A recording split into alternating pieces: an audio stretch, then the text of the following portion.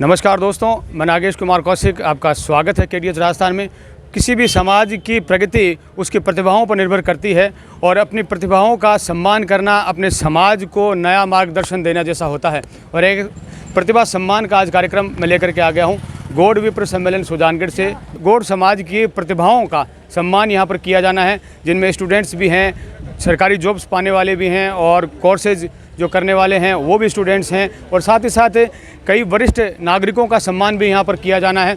बहुत सारे कार्यक्रम यहाँ पर आयोजित होना है और साथ ही साथ यहाँ पर एक नवनिर्मित हॉल का जो है लोकार्पण भी आज यहाँ पर किया जाना है। और अब से कुछ ही देर में यहाँ पर जो इस कार्यक्रम के मुख्य अतिथि हैं पूज्य संत श्री निवृत्तिनाथ जी महाराज यहाँ पहुँचने वाले हैं, और साथ ही R.K. वाजपेयी जो कि महाप्रबंधक है पंजाब नेशनल बैंक जयपुर के, वो भी यहाँ पर पहुँचने वाले हैं। महाराज श्री के संत सानिध्य में संत के कर कमलों से ही सबसे पहले लोकार्पण होगा नवनिर्मित हॉल का, और उसके बाद में प्रतिभा सम्मान का कार्यक्रम यहाँ पर आयोजित होगा। प्रतिभा सम्मान का जो कार्यक्रम है वो सुरोलिया परिवार सुजानगढ़ के द्वारा यहाँ पर आर्थिक सौजन्य से किया जा रहा है। प्रतिभा सम्मान स्वर्गीय घीसूलाल जी, पूसाराम जी, रामचंद्र जी सुरोलिया की स्मृति में समस्त सुरोलिया परिवार के द्वारा आयोजित हो रहा है। गौड़ विप्र सम्मेलन के अध्यक्ष ब्रजमोहन जी सुरोलिया और समस्त गौड़ समाज के सुजानगढ़ के विप्र बंधु यहाँ पर एकत्रित होना शुरू हो चुके हैं। कार्यक्रम शुरू हो रहा है। स्वागत में युवतियाँ पुष्प लेकर तैयार खड़ी हैं। R.K. वाजपेयी महाप्रबंधक पंजाब नेशनल बैंक जयपुर पहुँच चुके हैं। उनका स्वागत और अभिनंदन किया जा रहा है। स्वागत और अभिनंदन किया जा रहा है। परम पूज्य संत प्रणवाश्रम गनेड़ी धाम के निवृत्तिनाथ जी महाराज पहुंच चुके हैं। संत श्री का स्वागत अभिनंदन किया जा रहा है। समाज के संत निवृत्ति जी महाराज की जय। ओम स्वस्ति न इंद्रो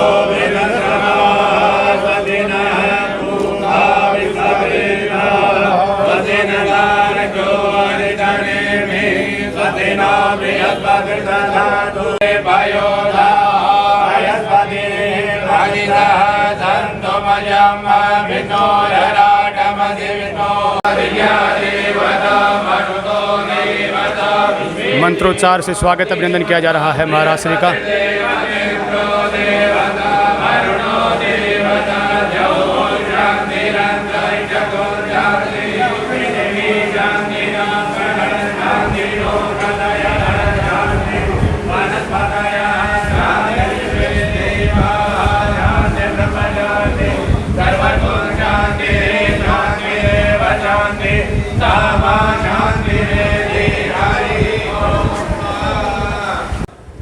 नवनिर्मित हॉल का उद्घाटन लोकार्पण किया जाना है। गौड़ समाज सुजानगढ़ में नवनिर्मित हॉल का लोकार्पण किया जा रहा है। शिलापट्ट का पर्दा हटाकर अनावरण किया जा रहा है। गुरु परशुराम भगवान की जय। निवृत्तिनाथ जी महाराज के कर कमलों से लोकार्पण किया जा रहा है। साथ में सभी गौड़ समाज के अग्रज पदाधिकारी मौजूद हैं। फिदा काटकर नवनिर्मित हॉल का लोकार्पण किया जा रहा है।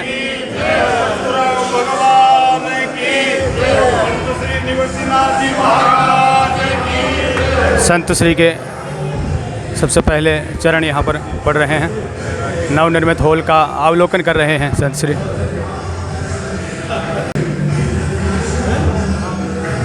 गणेश जी महाराज की सुंदर झांकी महाराज श्री के स्वागत में सेंट्रल चिल्ड्रन एकेडमी के स्टूडेंट्स के द्वारा भगवान गणेश जी का आगमन हुआ है झांकी के रूप में।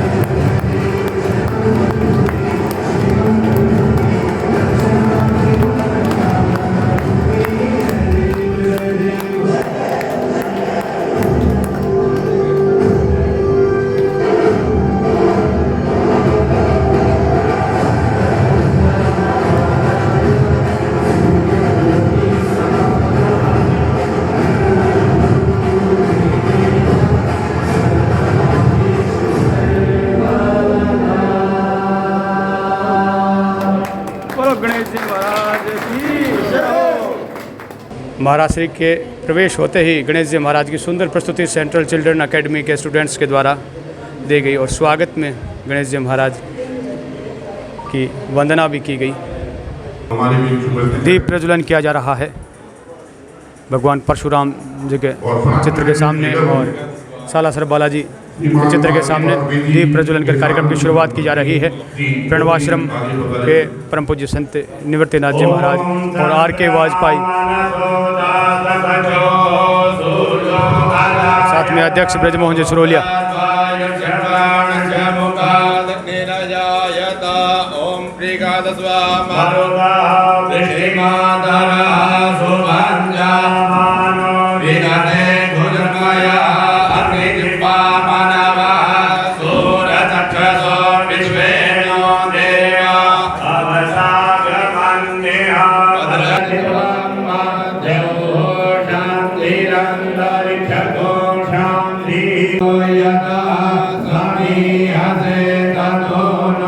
श्री कोट विप्र सम्मेलन सुजानगढ़ के प्रांगण में स्वर्गीय यीशुलाल जी, पूसाराम जी व रामचंद्र जी सुरोलिया की पुण्य स्मृति में उनके सुपुत्र श्री गेलाम जी सुरोलिया एवं उनके छोटे भाई श्री पवन कुमार जी सुरोलिया, श्री स्वर्ण कुमार जी सुरोलिया, श्री जितेंद्र जी सुरोलिया तथा इनके परिवारजनों द्वारा इस प्रतिभा सम्मान कार्यक्रम 2024 का आयोजन किया जा रहा है। इस आयोजन के पूर्ण होने के उपरांत स्नेह प्रीति भोज का आयोजन समस्त सुरोलिया परिवार सुजानगढ़ द्वारा किया जाएगा। इस प्रतिभा सम्मान व स्नेह मिलन समारोह में पधारे समस्त अतिथिगण एवं विप्र बंधुओं का गौड़ विप्र सम्मेलन सुजानगढ़ द्वारा हृदय की गहराइयों से अभिनंदन। बड़े ही सौभाग्य की बात है कि आज के इस प्रतिभा सम्मान और स्नेह मिलन कार्यक्रम में मुख्य अतिथि के रूप में संत शिरोमणि परम श्रद्धेय श्री निवृत्तिनाथ जी महाराज मंच को सुशोभित कर रहे हैं। आप प्रज्ञा प्रतिपन्न प्रन्यास प्रणवाश्रम गणेरी के पीठाधीश्वर हैं। पूर्व जन्म के अर्जित पुण्यों से हमें आप जैसे संतों का सानिध्य मिलता है। इसी क्रम में विशिष्ट अतिथि के रूप में श्रीमान R.K. वाजपेयी जी, महाप्रबंधक पंजाब नेशनल बैंक जयपुर। आप सरल, सहज और सौम्य व्यक्तित्व के धनी हैं। विशिष्ट अतिथि के रूप में विराजमान है श्री रामलाल जी सुरोलिया। आप समाज सेवी एवं सुजानगढ़ सुरोलिया परिवार में वरिष्ठ है। इतनी उम्र के बाद भी युवाओं के साथ जोश और हौस आपकी एक विलक्षण प्रतिभा है। आप जिंदादिली की मिसाल है। और इसी क्रम में अध्यक्ष के रूप में विराजमान पंडित श्री ब्रजमोहन जी सुरोलिया, इन्होंने समाज को सकारात्मक ऊर्जा देकर एक नई दशा व दिशा देकर अपनी एक विशिष्ट पहचान बनाई है। तो मंच, हमारा मंच, हमारा सौभाग्य ऐसे विद्वजनों से हमारा मंच जो है वो सुशोभित हुआ है। हमारी भारतीय परंपरा रही है अतिथि देवो भव। उस परंपरा का निर्वहन करने के लिए सबसे पहले हम पधारे हुए अतिथियों का स्वागत और सम्मान करेंगे। मुख्य अतिथि रूप में विराजमान संत शिरोमणि श्रद्धेय श्री निवृत्तिनाथ जी महाराज का स्वागत करें। साफा पहनाकर स्वागत अभिनंदन किया जा रहा है महाराज श्री का। हमें सम्मान करने का शॉल से स्वागत अभिनंदन किया जा रहा है। समस्त सुरोलिया परिवार के द्वारा महाराज श्री का स्वागत और अभिनंदन किया जा रहा है। ये संतों की पहचान हमारे सुरोलिया माला से स्वागत और अभिनंदन किया जा रहा है। समस्त सुरोलिया परिवार के द्वारा समस्त सुरोलिया परिवार के सहयोग से स्वागत में समस्त सुरोलिया परिवार के द्वारा अभिनंदन किया जा रहा है। इनके श्रीफल प्रदान करके स्वागत और अभिनंदन किया जा रहा है। महाराज से आशीर्वाद लिया जा रहा है। समाज के अध्यक्ष ब्रजमोहन जी सुरोलिया के द्वारा माल्यार्पण के साथ स्वागत अभिनंदन किया जा रहा है महाराज श्री का। महाराज श्री का माला पहनाकर स्वागत करेंगे। श्री R.K. वाजपेयी जी जो R.K. वाजपेयी जी स्वागत कर रहे हैं महाराज श्री का। इसी क्रम में श्री रामलाल जी सुरोलिया से सादर अनुरोध है कि वो माला पहना करके महाराज श्री का अभिवादन करेंगे। श्री कमललाल जी गिलान, पूर्व अध्यक्ष श्री हमने आज विभिन्न समाज के लोगों को भी आमंत्रित किया है। तो मैं अनुरोध करता हूँ खांडल विप्र सम्मेलन के पदाधिकारियों के द्वारा स्वागत अभिनंदन किया जा रहा है। विप्र समाज के खांडल विप्र सम्मेलन के इसी क्रम में दादी विप्र समाज के अध्यक्ष मंत्री स्वागत कर रहे हैं। मनीष जी प्रीति कर जो मुखरित हो संत, धन्य विप्र सब हो गए, धन्य हो गया मंच, हम सभी धन्य हुए हैं। और हमारे सबके धन्य होने के साथ साथ ये बड़ा सौभाग्य है कि ये पूरा मंच अपने आप को धन्य महसूस कर रहा है। यहाँ पर निवृत्तिनाथ जी जैसे संत, महाप्रबंधक जैसे सरल हृदय महामना हमारे बीच में विराजमान है। पंजाब नेशनल बैंक महाप्रबंधक आर के वाजपेयी का अभिनंदन किया जा रहा है। साफा के साथ नथमंजी दुरिया के द्वारा औरिक समाज की ओर से स्वागत किया जा रहा है। सभी ब्राह्मण समाज के प्रतिनिधि पहुंचे हैं। सारस्वत समाज की ओर से स्वागत अभिनंदन किया जा रहा है।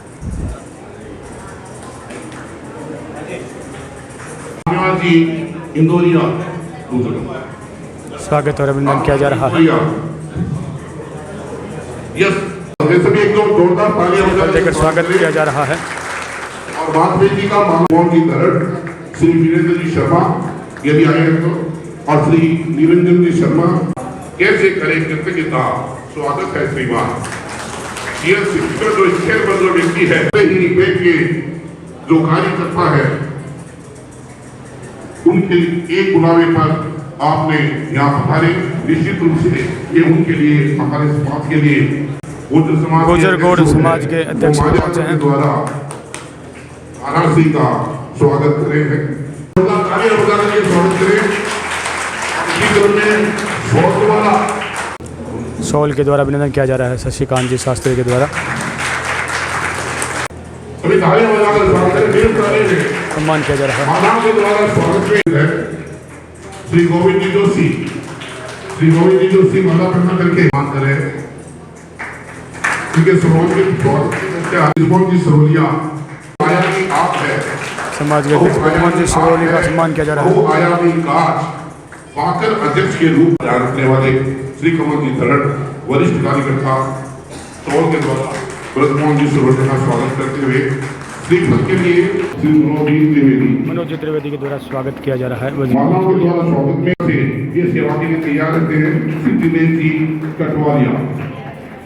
सरस्वती वंदना के लिए आरवी शर्मा जो सेंट्रल चिल्ड्रन एकेडमी की छात्रा है वो सरस्वती वंदना के लिए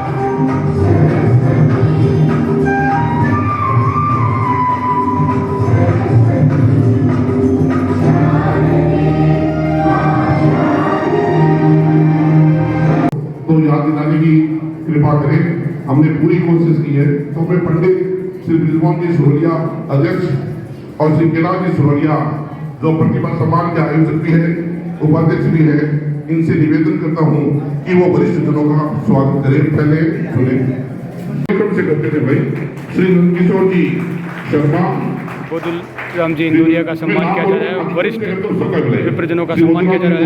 श्री नंदकिशोर जी शर्मा, श्री मुरारीलाल जी जोशी शर्मा अपने जगह करते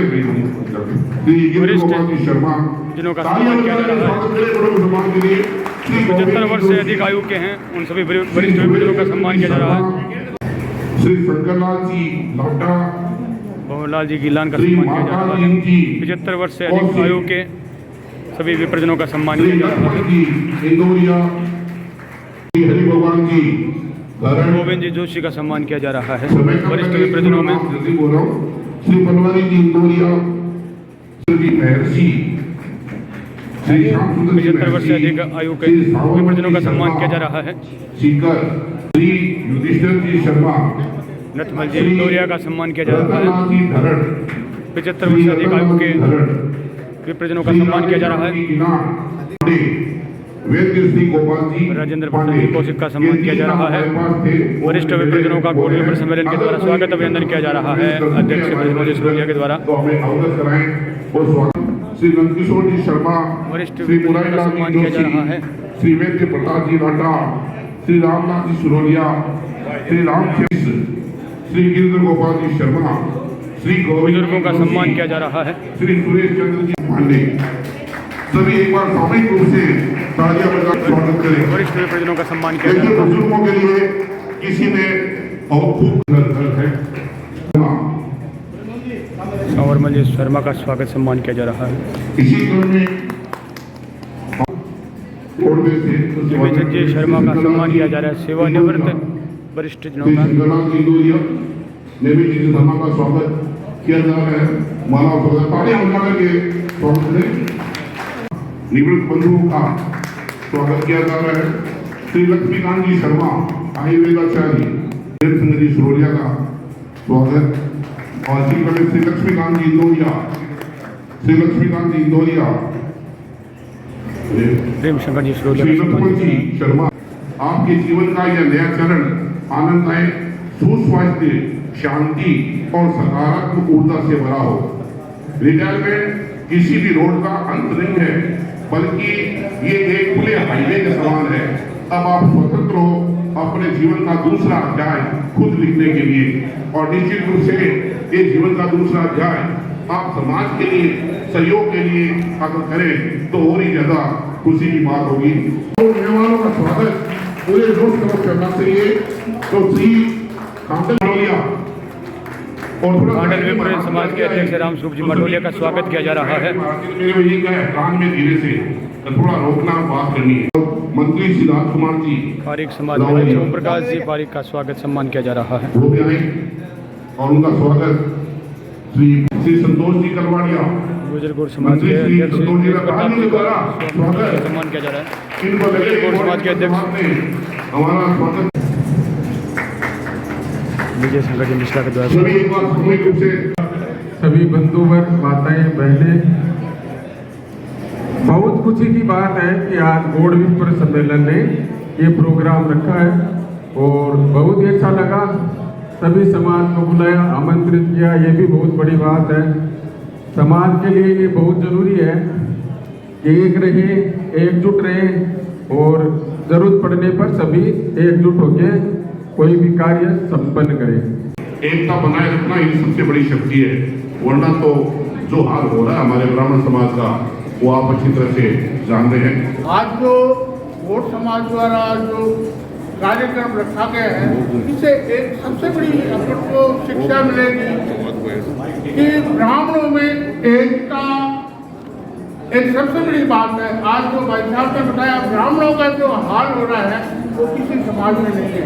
इसको आगे बढ़ाने के लिए अपन सभी समाज से, इसमें ये नहीं है कि पाली खंडेवाड़ी, अपन लोग विप्र है, ब्राह्मण है, सभी सभी व्यक्तियों को समाज के लिए, शिक्षा के लिए, संस्कृति के लिए जोड़कर अपने समाज का उत्थान करें जितना ज्यादा हो सके।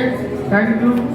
दादीज ब्राह्मण समाज के प्रतिनिधि अखिलेश जी दादीज का सम्मान किया जा रहा है। विचार प्रकट कर सकती है और अगर क्रांति आज के 4 दिन पहले मेरे पास समाज के गौड़ समाज से एक खबर आई, गौड़ सम्मेलन प्रतिभा सम्मान समारोह। हमारे पास रोज समाज की खूब खबरें आती है। मैंने एक बार तो देखा उसको, लेकिन बाद में आगे जाके उस खबर को पढ़ा तो उसमें स्पेशल बात थी कि ब्राह्मण समाज की जो 6 जातियां हैं, पारी, दादी, खंडेलवाल, जो भी, उनको भी, उनके भी अध्यक्ष और मंत्री को बुलाया गया। तो मुझे बड़ा अच्छा लगा, तो मैंने भी उसको थोड़ा सा उस खबर में, हालांकि खबर साधारण सूचनात्मक थी कि कार्यक्रम होगा, लेकिन उसमें मैंने थोड़ा किया कि खास बात यह है कि सम्मेलन में ब्राह्मण समाज के जो अदर जो जाति है उनको भी बुलाया गया है। तो इस पहल को, इस अनूठी परंपरा को मैं साधुवाद देता हूँ गुर्जर समाज, गौड़ समाज को। मैं भी चाहूँगा, बार बार गुर्जर समाज आ रहा है, आज गुर्जर समाज की खबरें काफ़ी थी, 3 थी, तो दिमाग में कोई चल रहा था। तो मैं एक, किसी को आपत्ति ना हो, मैं एक बात बोलना चाहता हूँ कि अभी मैंने देखा कि जब समाज के अध्यक्ष और मंत्रियों को बुलाया गया तो उसमें चाहे वो मेरे दादी समाज ही क्यों ना हो, और भी समाज थे, वो नहीं पहुंचे। ये मुझे थोड़ा हक रहा कि किसी ने एक अच्छी पहल की है और उस पहल के बाद में किसी का नहीं आना, ये मुझे अच्छा नहीं लगा। दूसरी बात ये कि बात विप्र समाज की जाती है, तो विप्र समाज के लिए सभी को, हम जितने भी ब्राह्मण समाज हैं अलग अलग, उनको ये अलग अलग कभी नहीं माने। सभी एकजुट होंगे, एक मंच पे होंगे, एक जाजम पे होंगे, तभी समाज का भला होगा, तभी एकता दिखेगी, तभी संगठन मजबूत दिखेगा।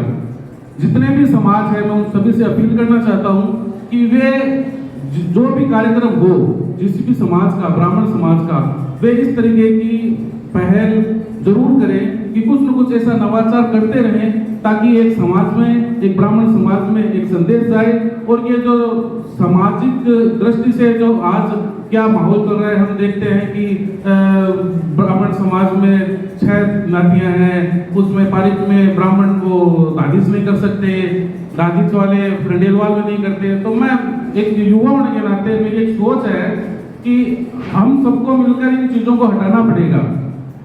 सबसे पहले शुरुआत अगर मैं अपने आप से करता हूँ कि मैं अपनी बात शुरुआत करूँ। अमिता शर्मा मोदी की माला के द्वारा वाजपेयी जी का सम्मान किया जा रहा है। इनका स्वागत दुपट्टा मोदी में पत्रकार महोदय पूनम जी सर का सम्मान किया जा रहा है।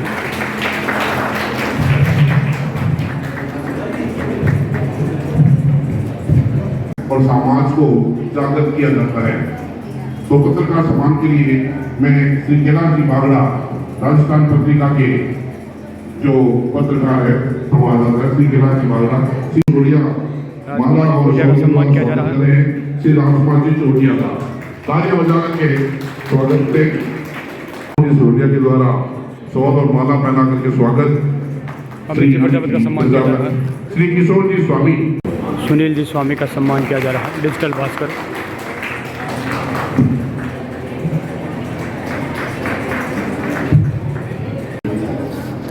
अब मैं एक ऐसे व्यक्ति का सम्मान करने जा रहे हैं जो अभी हाल ही के वर्षों में जिन्होंने पत्रकारिता के क्षेत्र में एक नई जगह बनाई है, श्री नागेश कुमार जी कोसी। तो इनका स्वागत करने के लिए श्री ब्रिजमोहन जी सुरोलिया और प्रभु जी सुरोलिया, या कौन जी सुरोलिया, मनोज जी सुरोलिया भी स्वागत करेंगे माला के द्वारा। श्री मनोज जी सुरोलिया, प्रभु जी सुरोलिया, सभी।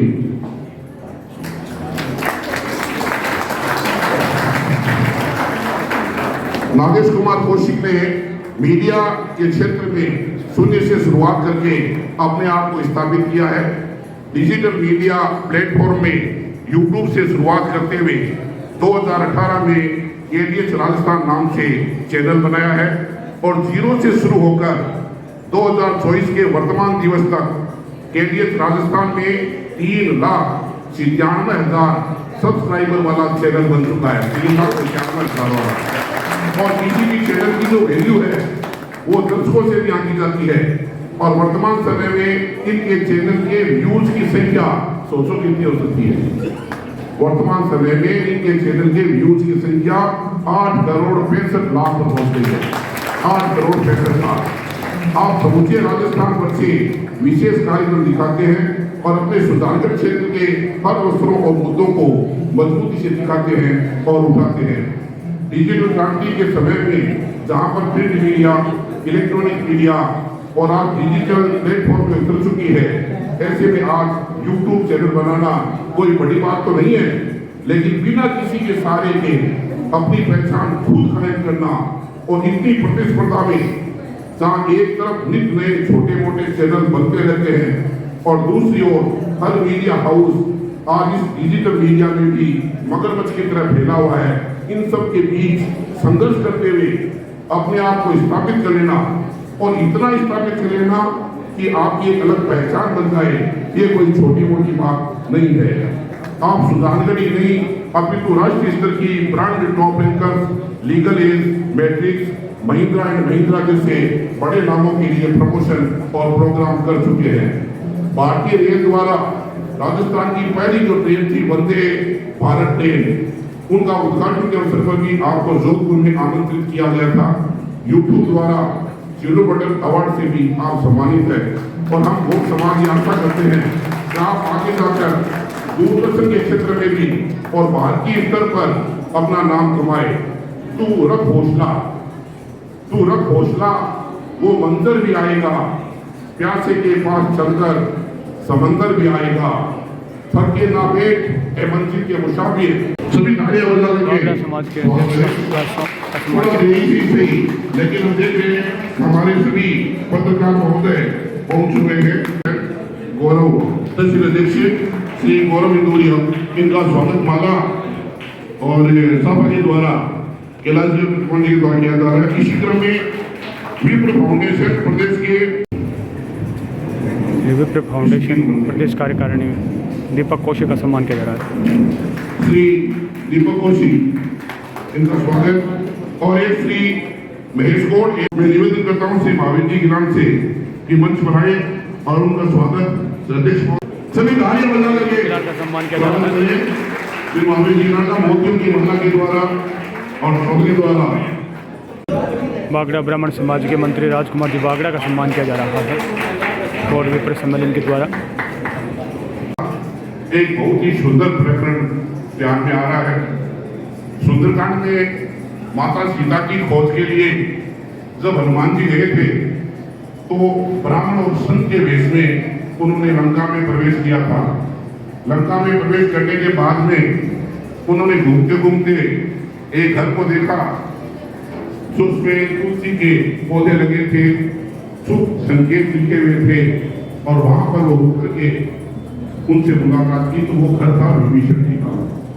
यहाँ पर पहली बार श्री हनुमान जी ब्राह्मण और संत के वेश में श्री विभीषण जी से मुलाकात करते हैं और विभीषण जी हनुमान जी से मुलाकात के बाद में इतने आनंद और प्रसन्न हो जाते हैं कि वो कहते हैं अब मोदी पड़ोस हनुमंता वीरो हरि कृपा विलय करता। मुझे पहले ये लगता था कि मैं स्कूल में विद्यार्थी हूँ, मुझे विश्वास हो गया है तो मुझ पर राम की कृपा जरूर होगी, क्योंकि बिना राम की कृपा के संत का मिलन नहीं होगा। हम कार्यक्रम में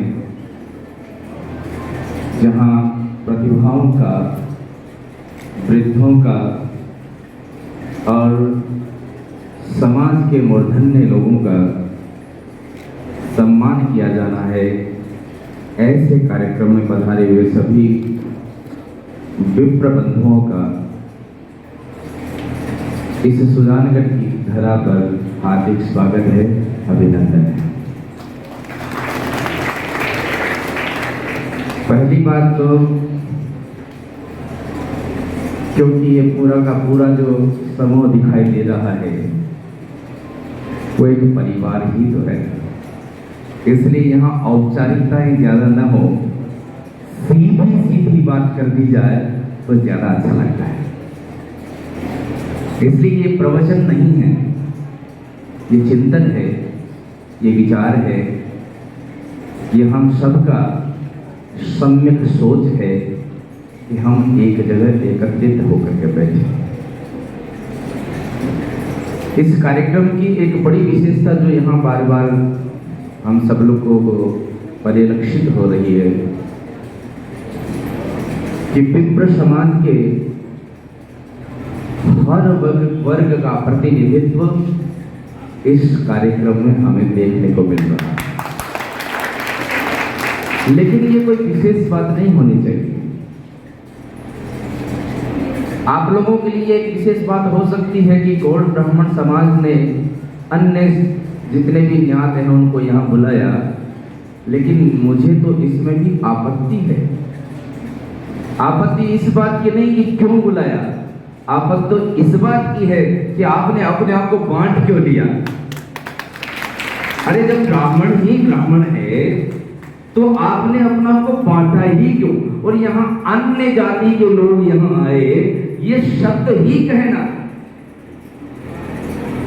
ब्राह्मण के लिए घातक है। इसलिए मेरा पहला कहना ये होगा कि ब्राह्मण ब्राह्मण है, वो न गौड़ है, न वो खंडेलवाल है, न सारस्वत है, न धाबीज है, न वांगड़ा है, न पुष्करणा है, न सारस्वत है। ब्राह्मण इज ओनली ब्राह्मण। जिस तरह से संपूर्ण भारतवर्ष में रहने वाले व्यक्ति, चाहे वो किसी भी वर्ग के क्यों ना हो, हिंदू ही कहलाते हैं, ऐसे ही सारे ज्ञात के ब्राह्मण केवल ब्राह्मण है। इस बात का जब तक हम नहीं ध्यान देंगे तब तक हम ब्राह्मण की गरिमा को प्राप्त नहीं कर पाएंगे। ये हमें समझ लेना चाहिए। क्यों? क्योंकि भगवान ने कहा है विप्र प्रसादात् धरणी धरोहम। नहीं कहा कि गौड़ प्रसादात्, खंडेलवाल प्रसादात्, दादीज प्रसादात्, नहीं लिखा है। केवल लिखा है विप्र प्रसादात् धरणी धरोहम, विप्र प्रसादात् कमलावरोहम। वहां विप्र की बात आई है। इसलिए भाई मेरा विशेष अनुरोध इसीलिए था कि इस समाज के कार्यक्रम में सबका प्रतिनिधित्व हो, लेकिन प्रतिनिधित्व के साथ साथ ये बात और समझने की है। गीता में लिखा है कि व्यक्ति को समदर्शी होना चाहिए। मनुष्य जो समदर्शी होता है वो मुझे प्राप्त करता है। लेकिन गीता में ये भी लिखा है कि समदर्शी होना और समवर्ती होना दोनों में फर्क है, दोनों में भेद है।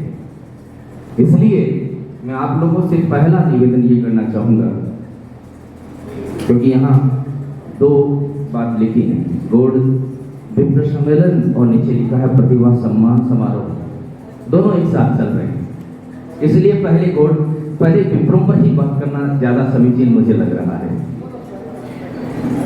कुछ दिनों पूर्व समाज के लोग आश्रम में आए थे, तो उनसे मेरी वार्ता हो रही थी, तो मैंने एक साधारण सी बात कही है और मैं आप लोगों के साथ भी वो साझा करना चाह रहा हूँ। आप लोगों को यदि उचित लगे तो उस पर यथाशीघ्र क्रियान्विति होनी चाहिए। ब्राह्मण जब तक अपने शासनों में रहेगा तब तक बटा ही रहेगा। ब्राह्मण के लिए जरूरी है कि वो अपनी ऋषि परंपरा को पुनः जागृत कर ले। ब्राह्मण अपनी ऋषि परंपरा को समझ ले। क्या है ऋषि परंपरा? ऋषि परंपरा रही है गौत्र की परंपरा। हमारे यहाँ जातिवाद का इस भारतवर्ष में कोई अस्तित्व नहीं रहा था, वैदिक काल से लेकर के पौराणिक काल तक। कहां से ये जातिवाद का गुण समाज को खाने के लिए किसने पैदा किया, इसका ओरिजिन तो हम नहीं पकड़ पाएंगे, लेकिन जिसने भी पैदा किया उसने भारतवर्ष में आग लगाई है, भारतवर्ष को नष्ट करने की कोशिश की। आप जानते हैं ब्राह्मण का तात्पर्य क्या है? ब्राह्मण कोई जाति थोड़ी है। ब्राह्मण तो एक विचार है, एक धारणा है, एक सिद्धांत है। कौन है ब्राह्मण? जिसने समाज को एक दिशा दी, समाज को एक दिशा दी, समाज को कैसे जीना चाहिए, कैसे रहना चाहिए, कैसे खाना चाहिए, क्या पीना चाहिए, कैसे बैठना चाहिए, किससे मिलना चाहिए, कहाँ जाना चाहिए, कहाँ नहीं जाना चाहिए, कैसे बोलना चाहिए, कैसे नहीं बोलना चाहिए, और कैसे संपूर्ण धरा को वसुधैव कुटुंबकम की भावना के साथ अपने साथ रख करके चलना चाहिए। मनुष्य का क्या उद्देश्य है, मनुष्य क्या लक्ष्य लेकर के आया है, उसको कैसे प्राप्त करना है, कैसे उसको हासिल करना, ये सारी की सारी जो बात बताए उसको ब्राह्मण कहा है, नहीं कि ब्राह्मण कोई जाति के रूप में ब्राह्मण कहा गया। क्योंकि हमारे यहाँ जाति की यदि परंपरा होती तो विश्वामित्र को कभी भी ब्रह्म ऋषि की उपाधि नहीं मिलती। ब्रह्म ऋषि विश्वामित्र तो आप जानते हैं, विश्वामित्र का जन्म जो हुआ क्षत्रिय कुल में हुआ है, लेकिन तपस्या के बल पर विश्वामित्र जी को ब्रह्म ऋषि की उपाधि मिली, क्योंकि हमारे यहाँ जाति का कोई आधार नहीं है। और जहां भी जाति का आधार हुआ है, आप निश्चित मान करके चलिए कि वो समाज नित्य गर्भ की ओर गया है, वो समाज नीचे उतरा है, ऊपर नहीं चला। इसलिए भाई, इस गोड़ सम्मेलन में मैं आप सबसे ये कहना चाहूंगा, यदि आप कर सको तो एक काम कर सकते हो। हमारी ऋषि परंपरा को जागृत करने के लिए ब्राह्मण की एकता की बात हम करते हैं, संगठन की बात करते हैं, लेकिन संगठन होगा कैसे? गंगा की धारा निकली गंग नहर के नाम से, जिसको इंदिरा गांधी परियोजना, नहर परियोजना कहा जाता है। और उस गंगा की धारा को जहां उसका गंतव्य था, उसको वहां तक पहुंचाने के लिए क्या आवश्यकता थी? इस बात की आवश्यकता थी कि ये कि सारा का सारा कहीं छेजत बीच में न, तभी तो वहां तक गंतव्य तक पहुंचेगी। यदि उसमें से नदी नाले निकाल दिए जाते और तो क्या नहर जैसलमेर तक पहुंच पाती? इसी तरह से ब्राह्मण तो अपने आप में एक समुद्र है, ब्राह्मण तो बहती हुई गंगा है, और यदि उसमें नदी उस नदी के नाले निकाल दिए जाएंगे तो चाहे नदी कितनी भी प्रभावशाली क्यों न हो, कितनी भी प्रवाहित होने वाली क्यों न हो, कितनी भी धारा उसकी अविरल क्यों न हो, लेकिन कहीं न कहीं तो गंदगी उसमें आई जाएगी, उसकी धारा में, प्रवाह में कहीं न कहीं रुकावट तो हो ही जाएगा।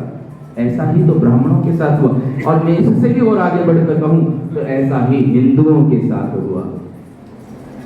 आप लोगों ने अपने आप को स्वयं को बांटा है, किसी और ने नहीं बांटा। इसलिए भाई, एक परंपरा को आप फिर से प्रारंभ कीजिए, शुरू कीजिए, और उसको मैं कहना चाहूंगा गोत्रीय परंपरा। आज यहाँ कोई सुरोलिया नहीं होना चाहिए, कोई माटोलिया नहीं होना चाहिए, कोई छावसरिया नहीं होना चाहिए, कोई चोटिया नहीं होना चाहिए, कोई बोचीवाल, कोई और कुछ भी, जो कोई नहवाल, जो भी नाम दिए जाते हैं, ये सारे शासन जो है आपको बांटने के लिए है। मेरा कहना आपसे ये है कि आपकी एक सभा होनी चाहिए, विद्वत संगोष्ठी होनी चाहिए, उसमें विचार विमर्श होना चाहिए कि कैसे हम अपने गोत्रों को फिर से स्थापित करें और शासनों को समाप्त कर दें। यदि आप ऐसा करने में समर्थ हो गए तो आपका निश्चित रूप से एकता के लिए आपको कहीं सभाएं करने की आवश्यकता नहीं होगी। आज आप जो अपना टाइटल लिखते हैं, सरनेम लिखते हैं, उस सरनेम को हटा दीजिए। आप उस सरनेम की जगह अपने गोत्र का नाम लिखना प्रारंभ कीजिए। और यदि आप गोत्र देखेंगे तो ज्यादा नहीं है, मुख्य रूप से यदि हम बात करें तो केवल 7 ही गोत्र हैं, और 7 ही गोत्र में केवल ब्राह्मण नहीं, भारतवर्ष में रहने वाली हर जाति, हर व्यक्ति इन 7 गोत्रों में ही कहीं न कहीं समाहित हुआ दिखाई दे जाएगा। इसलिए आज से यदि आप प्रारंभ कर सको तो लिखना प्रारंभ करो अपने नाम के आगे भारद्वाज, अपने नाम के आगे अंगीरा, अपने नाम के आगे गौतम। जो हमारी गोत्रीय परंपरा है, ऋषियों की जो परंपरा है, उनका नाम लिखना प्रारंभ कीजिए। अभी गादी समाज से जो आए हैं, उन्होंने बड़ी सुंदर बात कही कि यदि हमारा ब्राह्मणों के बीच में आपस में रोटी बेटी का संबंध प्रारंभ हो जाए तो एकता बढ़ सकती है। ये बड़ा सम्यक विचार है, लेकिन सम्यक विचार के साथ साथ ये भी आवश्यक है कि केवल हम बिना कुछ सोचे समझे ही एक दूसरे के साथ व्यवहार करना प्रारंभ कर देंगे तो उससे आपकी पीढ़ियां भ्रष्ट हो जाएंगी।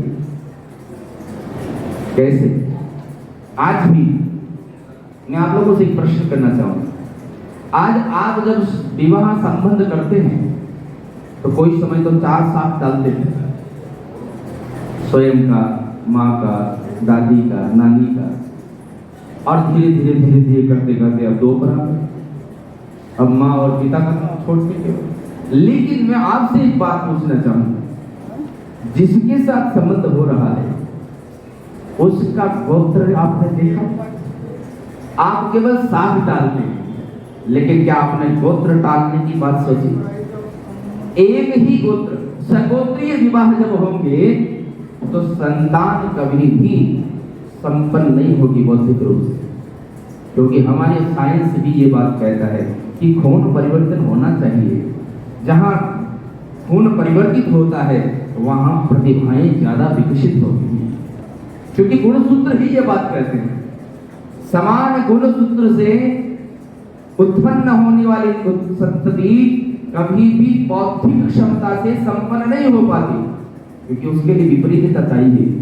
तो मैं आप लोगों से कहना चाहूंगा, अब आप शासन छोड़ना बंद कीजिए, आप गोत्र को ध्यान में रखिए कि कहीं हमारा वशिष्ठ गोत्र के साथ ही तो संबंध नहीं हो रहा है। मैं यदि वशिष्ठ गोत्री हूं तो मेरा संबंध किसी वशिष्ठ गोत्र के साथ तो नहीं हो रहा। इस पर क्या आप लोग विचार करते हैं कि नहीं करते? विगत वर्षों में हम ये बात भूल चुके हैं। आज हमें नहीं पता इस बात पर कि हमारे गोत्र, हमारे पुत्र की पुत्र वधू जो आ रही है उसका गोत्र जो है हमारे साथ ही मैच कर रहा है, और ब्राह्मणों का यही तो पतन का कारण रहा। सगोत्रीय विवाह होने प्रारंभ हो गई, क्योंकि पता ही नहीं है लोगों को कि गोत्र है क्या। लोग तो केवल ये मानते हैं हमारे शासन क्या है, मैं सुरोलिया हूँ, मैं गुटोलिया हूँ, मैं माटोलिया हूँ, मैं ये लिया हूँ, वो दिया हूँ, ये लिया हूँ, वो दिया, बस लिया दिया में ही अटक कर ले गए। इसलिए मैं आप लोगों से कहना चाहूंगा, कोशिश करो, एक प्रारंभ करो, क्योंकि कोई भी काम जब शुरू किया जाता है तो संभवतया शुरू में उसका विरोध होता है, उपहास होता है, लेकिन जब सम्यक बात सामने आती है तो एक न दिन उसी को ही लोग स्वीकार करके उसको वाह वाह कहते हैं। यही तो ब्राह्मण की विशेषता है। हमारे सबसे बड़ी चिंतन की विशेषता यह है कि हमने जो भी चिंतन किया वो केवल संकुचित भाव से नहीं, हमने वैश्विक रूप से चिंतन किया है। ब्राह्मण की ये परम विशेषता है। हमें संकुचित होकर के चिंतन नहीं करना चाहिए। ये चिंतन बड़ा सुंदर आया है कि रोटी बेटी का व्यवहार प्रारंभ किया जाए, लेकिन उसको और ज्यादा थोड़ा संशोधित करना होगा, परिमार्जित करना होगा, और वो किस रूप में करना होगा कि सबसे पहले ब्राह्मणों को एक गोत्र के साथ जोड़ना प्रारंभ करें। हमारे जितने गोत्र हैं, सारे ब्राह्मणों के जितने गोत्र हैं, उन गोत्रों को खंगाला जाए, और कौन सा ब्राह्मण किस गोत्र का है उसको गोत्र के नाम से जाना जाए। उसको खंडेलवाल के नाम से नहीं, गोड़ के नाम से नहीं, सारस्वत के नाम से नहीं, उसको इस बात से नाम जाना जाए, ये गौतम ऋषि की संतान है, ये भरद्वाज की संतान है, ये अंगिरा की संतान है, ये कश्यप की संतान है, ये वशिष्ठ की संतान है। इस रूप में यदि आप आने लग जाएंगे तो ब्राह्मणों को एक होने के लिए कोई ज्यादा प्रयास नहीं करना होगा, स्वतः ही एक होगा।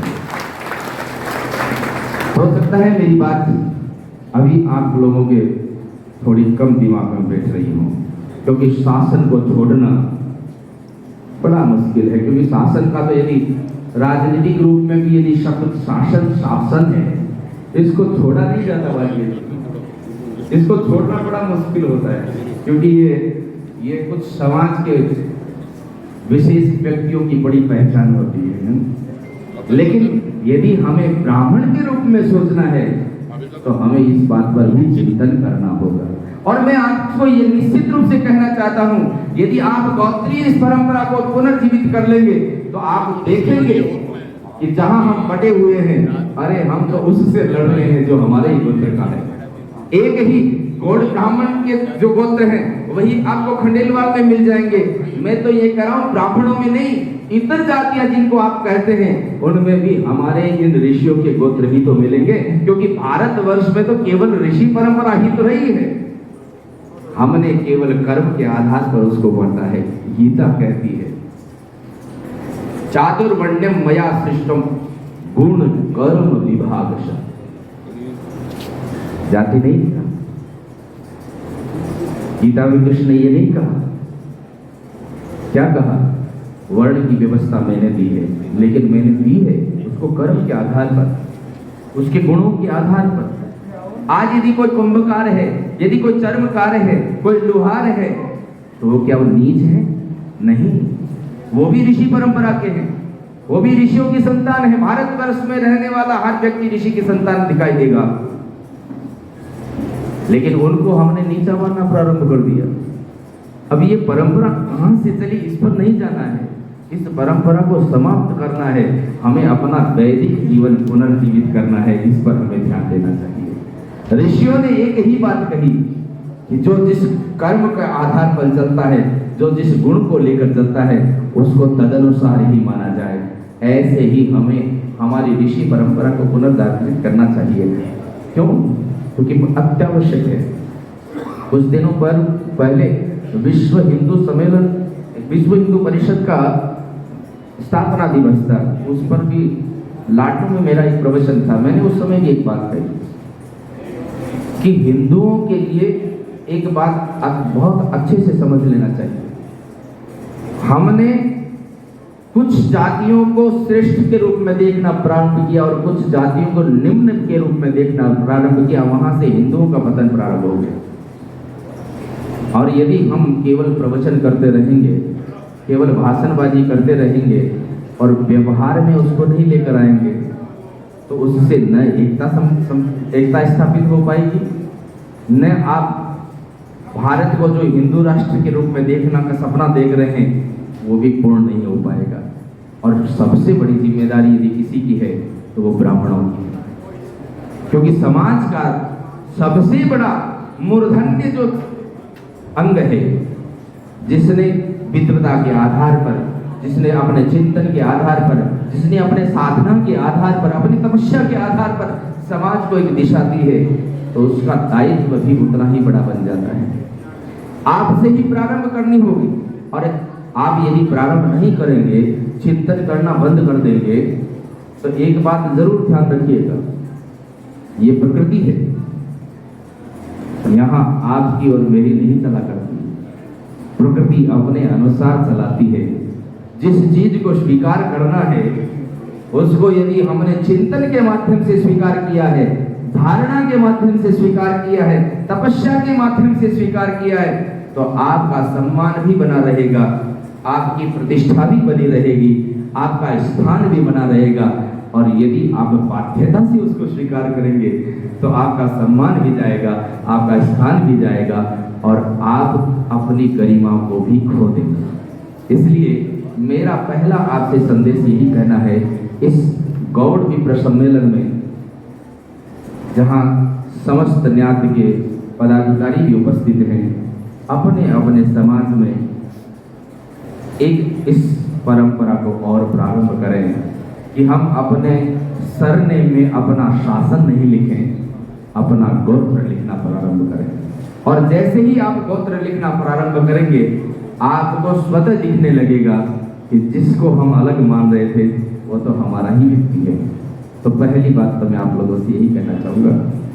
और दूसरी बात, प्रतिभा सम्मान के लिए बात मैं ये कहना चाहूँगा, ये बहुत अच्छी बात है किसी समाज में प्रतिभाओं का सम्मान होना, वृद्धों का सम्मान होना, लेकिन एक चीज यदि और जोड़ दी जाए तो और ज्यादा अच्छा लगेगा। प्रतिभा खोज का प्रारंभ करना। प्रतिभाओं का सम्मान तो हम करते ही करते हैं, लेकिन यदि हम प्रतिभाओं की खोज की कोई व्यवस्था प्रारंभ कर लें तो समाज में न जाने और कितनी प्रतिभाएं अभी छुपी पड़ी हैं। आप यहाँ केवल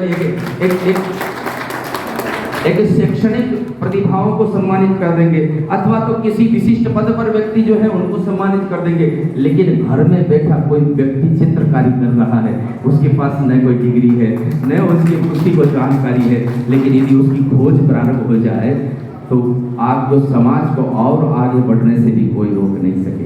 कल ही मैंने एक फेसबुक पर एक वीडियो देखा, उसमें एक छोटा सा बालक, एक छोटा सा बालक, उसने एक छोटा सा रॉकेट बनाया और उसने एक बटन दबाता है, उसके साथ ही वो रॉकेट जो है वो हवा में चला जाता है। उस बच्चे से किसी ने पूछा कि ये कहाँ आपने सीखा? बोले मैं तो घर में ही देख देख करके सीख रहा हूँ, क्योंकि आजकल डिस्कवरी चैनल चलता रहता है, आजकल सोशल मीडिया का बहुत जो प्रचार प्रसार है, तो मुझे और ज़्यादा कुछ उसकी पढ़ाई इतनी ज़्यादा नहीं है, उसकी पढ़ाई बड़ी सामान्य है, लेकिन उसकी प्रतिभा इतनी है कि हम उसकी खोज नहीं कर पा रहे। हम केवल शैक्षणिक रूप से जिसके 80% नंबर आए हैं उनको हम सम्मानित करें, लेकिन जो घर में बैठा कोई व्यक्ति खिलौना बना रहा है और उसको उसमें एक सुंदर भव्यता दे रहा है, उसको कौन सम्मानित करेगा? और वो आप तक पहुंचेगा कैसे? उसको अपने मंच पर लाने के लिए आपको प्रतिभा खोज समारोह भी प्रारंभ करना चाहिए और उसके लिए आपको विशेष व्यवस्था करनी होगी कि कुछ इस तरह के कार्यक्रम आयोजित किए जाएं समाज में कि जिससे प्रतिभाएं स्वतः बाहर निकल करके आएं और आप उनका भी सम्मान करें। मुझे कभी कभी बड़ी प्रसन्नता होती है इस बात को देख करके कि इस भारतवर्ष में आज सेंट्रल गवर्नमेंट में जो प्रतिभाओं को सम्मानित करने का जो निर्णय होता है वो बड़ा सम्यक हो रहा है, बड़ा समीचीन हो रहा है।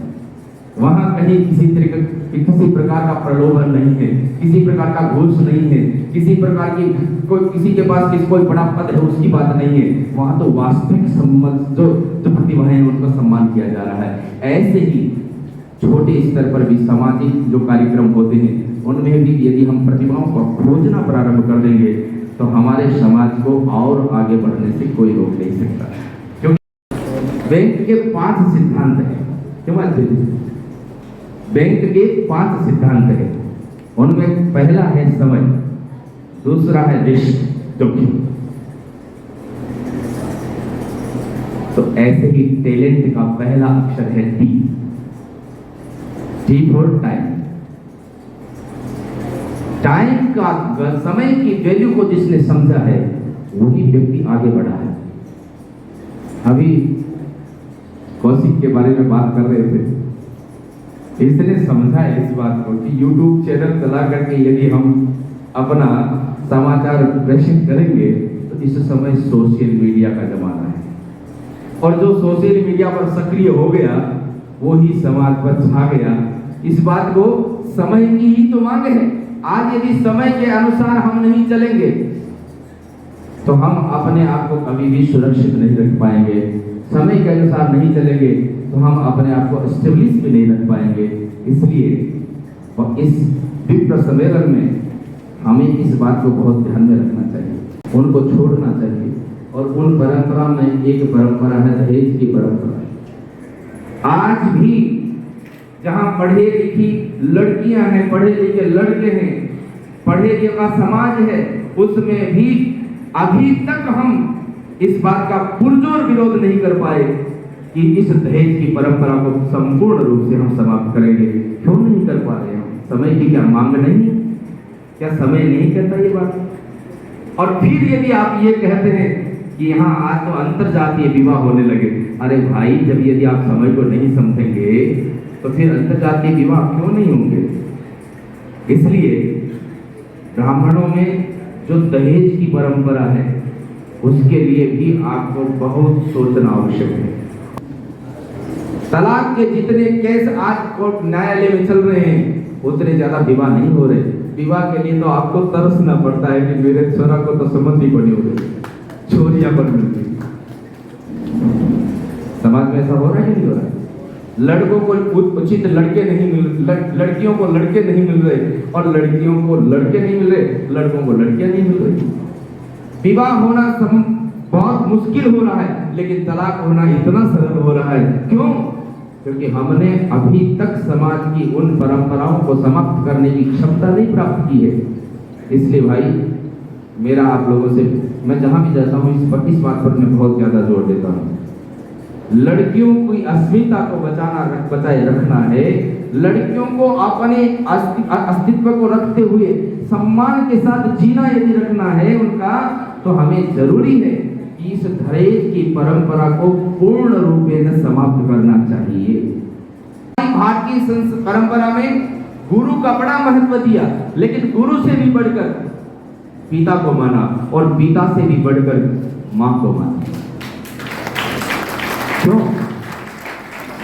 क्योंकि जो संस्कार आज हमारे भीतर है 9 महीने तक हमारी मां ने हमें सीखा है और 9 महीने तक गर्भ में रह करके जो जीव सीखता है, जो संस्कार लेकर आता है, केवल उन्हीं संस्कारों का परिवर्धन होता है, परिमार्जन होता है। लेकिन संस्कार गर्भ से बाहर आकर के नूतन प्रारंभ नहीं हुआ करते। जो संस्कार लेकर आता है जीव गर्भ से, उसको ही संशोधित किया जाता है, परिवर्तित किया जाता है, परिमार्जित किया जाता है। इसलिए भाई अपनी बहन बेटियों की अस्मिता को समझना प्रारंभ कीजिए और इस दहेज की परंपरा को सम्यक रूप से समाप्त कर देना चाहिए। और मैं तो कहना चाहूंगा कि जिन्होंने दहेज की परंपरा को सम्यक रूप से समाप्त किया है, सम्यक रूप का क्या अर्थ है ये भी थोड़ा सा समझ लेना चाहिए। क्या होता है, कभी कभी मन में तो बड़ी इच्छा रहती है कि कोई मुझे कुछ भेंट दे, लेकिन समाज को दिखाने के लिए कहना पड़ता है कि भेंट नहीं है। आंतरिक भाव से तो लेना चाहते हैं, लेकिन ऊपर से नहीं देने का नाटक करते हैं। ऐसा नहीं होना चाहिए। सम्यक का मतलब है भीतर से हमारी चेतना जागृत हो जाए कि दहेज लेना ही अपराध है। ये केवल कानून में नहीं रहना चाहिए, ये हमारे कानों के माध्यम से जो मैं बोल रहा हूँ, आपके कानों के माध्यम से आपके हृदय तक जाना चाहिए और आपका हृदय आंदोलित हो जाना चाहिए कि दहेज लेना ठीक नहीं। और संस्कार भी ऐसे ही प्रारंभ करें। इसी प्रकार प्रतिभा की बात चल रही है, तो मैं आप लोगों से ये भी कहना चाहूंगा, शैक्षणिक रूप से, बौद्धिक रूप से कोई व्यक्ति संपन्न हो जाए, लेकिन यदि संस्कार के रूप में वो व्यक्ति कमजोर रह जाए तो उसकी बौद्धिक क्षमता रुग्ण हो जाए, स्वस्थ नहीं होगी। इसलिए मैं कहना चाहूंगा हमारी संतान को 80% नंबर मिले, इतने में हमें प्रसन्न नहीं होना है। हमें तो ये समझना है कि संस्कार के रूप में हमारी संतान कितने प्रतिशत लेकर आ रही है। अपने कर्म के प्रति लॉयल रहिए, जिस क्षेत्र में है उसको हम सम्यक रूप से निर्वहन करेंगे, ये भाव बना रहना चाहिए। और लॉयल एल का एक, इस एल अक्षर का एक और अर्थ है, वो है लिसनिंग। प्रतिभा वो है जिसके भीतर श्रवण करने की क्षमता हो। बंद किया, उसी का तो परिणाम हुआ कि आज हमारी संतानों के भीतर जिज्ञासा नहीं है। करने वाला व्यक्ति तो ये भी जिज्ञासा कर सकता है, ये प्रश्न जो बना हुआ है परशुरामाय नमः गणेशाय नमः, तो फिर यहाँ श्री आगे जय श्री बालाजी क्यों लिखा? जब दो जगह संस्कृत में लिखा हुआ है तो तीसरा ये केवल हिंदी में क्यों? के अपने नौनिहालों, अपने बच्चों के भीतर जिज्ञासा प्रारंभ करो। यदि वो कोई प्रश्न करते हैं तो उनका उत्तर दो, उसकी जिज्ञासा को वहां दबाओ मत, उसको और आगे निखरने दो, उसको और प्रश्न करने की गुंजाइश पैदा करो। हमारे ऋषियों ने यही तो किया। जब कोई शिष्य प्रश्न करता था तो ऋषि, आप रामचरितमानस पढ़ते हैं, रामचरितमानस का प्रारंभ कहां से हुआ? प्रश्न से। रामचरितमानस का प्रारंभ कहां से हुआ? प्रश्न से। किसने किया? पार्वती ने भगवान शिव से प्रश्न किया, भरद्वाज जी ने याज्ञवल्क्य से प्रश्न किया और गरुड़ जी ने काकभूषण जी से प्रश्न किया। यही तो हम देख रहे हैं। पूरी रामचरितमानस प्रश्न का उत्तर है। इसलिए किसी ने प्रश्न किया, तभी तो आज हम बैठ करके अखंड पाठ करते हैं 24 घंटे का। यदि प्रश्न नहीं होता तो क्या आज इतना बड़ा ग्रंथ, एक पवित्र ग्रंथ हमारे हाथ होता? इसलिए मैं आप लोगों से कहना चाहूंगा कि अपनी प्रतिभाओं के भीतर जिज्ञासा पैदा होने दो। अपने बच्चों को डांटो नहीं, डांटने से तो उनकी प्रतिभाएं कमजोर होती हैं, उनकी भीतर की जिज्ञासा करने की स्थिति कमजोर होती है। उनको और आगे बढ़ाओ, क्योंकि ब्राह्मण बुद्धि जी रहा है और बुद्धि तर्क किए बिना रह नहीं सकती। और तभी तो मैं कहता हूं कभी कभी कि ब्राह्मणों को एक करने की जो भी बात करता है वो मूर्ख है। क्यों? जिस तरह से अपनी भाषा में बात करें तो मतीरा ने भेड़ा फेरा जा सके तो ब्राह्मणा ने भेड़ा फेरा जा सके। गढ़तुंबा ने यदि कोई आदमी आपकी पोटली में बांध लो चाहे तो ब्राह्मणा ने बांध सके। क्योंकि जो व्यक्ति जिसके भीतर बुद्धि होगी, जिसके भीतर जिज्ञासा होगी, वो कैसे किसी लकीर का फकीर बनकर के जिएगा? वो तो प्रश्न करेगा, विरोध भी करेगा। विरोध करना जीवंतता का एक आधार है।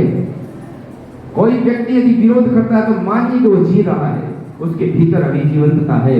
नहीं तो मरा हुआ व्यक्ति ही तो कोई विरोध नहीं करता, उसको कोई उसके साथ कोई कैसा ही व्यवहार करे वो तो निश्चेष्ट होकर के पड़ा रहेगा। जहाँ चेष्टा है वहाँ जीवंतता है, और जहाँ जीवंतता है वहाँ विरोध भी होगा। विरोध को सहन करना है, विरोध का समन करना है, दमन नहीं करना। ये बात हमें कौन सिखाएगा? ब्राह्मण ही तो सिखाता है। इसलिए अपनी प्रतिभाओं के भीतर जिज्ञासा पैदा करो। जितनी ज़्यादा जिज्ञासा आप पैदा करेंगे आपकी प्रतिभाएं और ज़्यादा निखरेंगी, और ज़्यादा प्रखर होकर के हमारे सामने आएंगी। ये पत्रकार बंधु और करते क्या है? ये पत्रकार बंधु और क्या करते? ये जिज्ञासा ही तो करते, और जिज्ञासा से फिर अपन बड़े प्रसन्न होते हैं। अरे अखबार में आज बड़ी बड़ी न्यूज आई, अरे इनकी जिज्ञासा के कारण से वो न्यूज बाहर निकल करके आती है, हम लोगों के कारण तो नहीं आती। यही तो है। इसलिए यदि जिज्ञासा को हम बढ़ाना प्रारंभ कर देंगे और बहुत ज़्यादा प्रतिभाएं हमारे समाज में बढ़ती जाएंगी। भगवान परशुराम आपके जीवन में आनंद पैदा करे, बौद्धिक विकास पैदा करे, प्रखरता पैदा करे। इन शब्दों के साथ हरिओम तत्सत। पर्वत सी अब पिघलनी चाहिए, हो गई भीड़ पर्वत सी अब पिघलनी चाहिए। इस हिमालय से कोई गंगा निकलनी चाहिए। मेरे सीने में नहीं तो तेरे सीने में सही, मेरे सीने में नहीं तो तेरे सीने में सही है कहीं आग तो वो आग जलनी चाहिए। मेरा मकसद कोई हंगामा करना नहीं, समाज की सूरत बदलनी चाहिए। और निश्चित रूप से महाराष्ट्र के प्रवचनों पर हम मोतियों की माला के द्वारा सेवानिवृत्त का सम्मान किया जा रहा है। के द्वारा सौरों करके स्वागत वो आए क्यों नहीं? बीच ब्राह्मण समाज के अध्यक्ष और मंत्री जीवानंद दादेज और राजकुमारी दादेज का सम्मान किया जा रहा है। अभी उन्होंने भागवत भी गाई थी, बहुत सुंदर, और आध्यात्मिक कार्य में जीवानंद जी की विशेष उपलब्धियां रही है। इसी के बाद मैसी एडवोकेट साहब आएंगे, बहुत बड़ी बात है, और इन एडवोकेट साहब का सम्मान किया जा रहा है।